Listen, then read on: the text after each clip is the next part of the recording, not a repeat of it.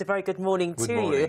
You have to feel sorry for Ed Miliband to a certain extent, because prior to that exit poll, it did look as if power was within his reach. And of course, it was what the voters decided when they walked into that booth, when they placed their mark on the paper. So looking back at it, why did you feel that perhaps they couldn't really trust Ed Miliband and Labour? What was it that went wrong? Well, there were two things, actually. Tony Blair and Peter Mandelson took Labour to the right of centre within the close of the heart of the British culture and British people. Ed Miliband took it far left. The second point is this new phenomenon, the television debates, is new. We are not proportional representation, we are not a republic. And that actually gives them a sense of they deluded themselves, because that you could not translate this kind of figures into seats.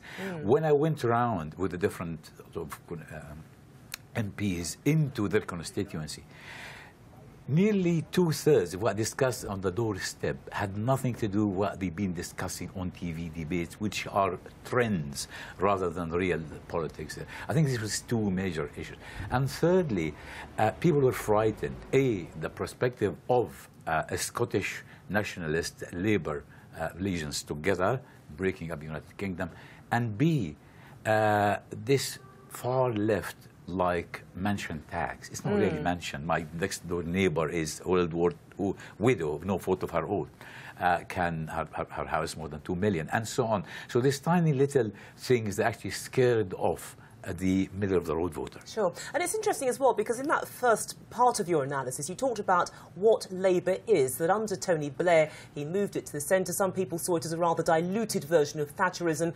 Ed Miliband trying to reclaim the Labour tradition, echoing in many respects the disgruntlement in Scotland, because a lot of the Scottish voters said, we don't know what the Labour Party is. It's lost its identity. It has to find itself. And until it knows what it is, and the version is something that we feel comfortable with, then we're staying with the SNP, because at least we know what we're dealing with.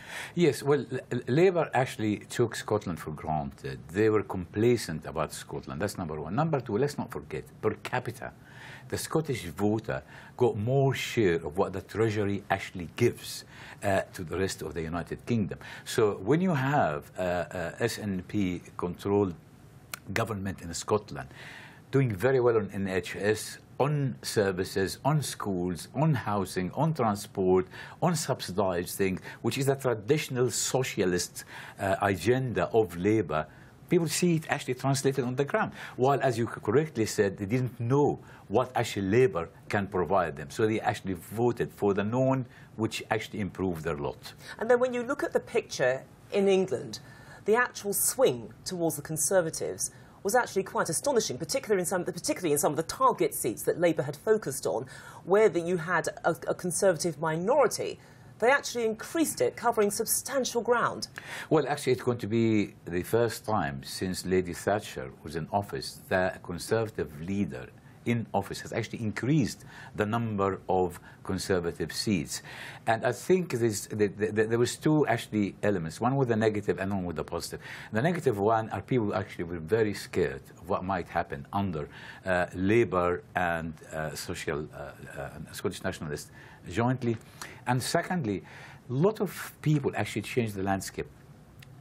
Many people who are actually small investors, self-employed, many people who actually rely on traditional British values or investment and being a taxi driver or being a shopkeeper and so on. And these actually people trusted Conservative with their money and their future. Because that sort of traditional bedrock of support. We're on your side. We're all in this together. We'll work together to find this better future. We will be returning to you, Adel, later in the morning. But for now, thank you.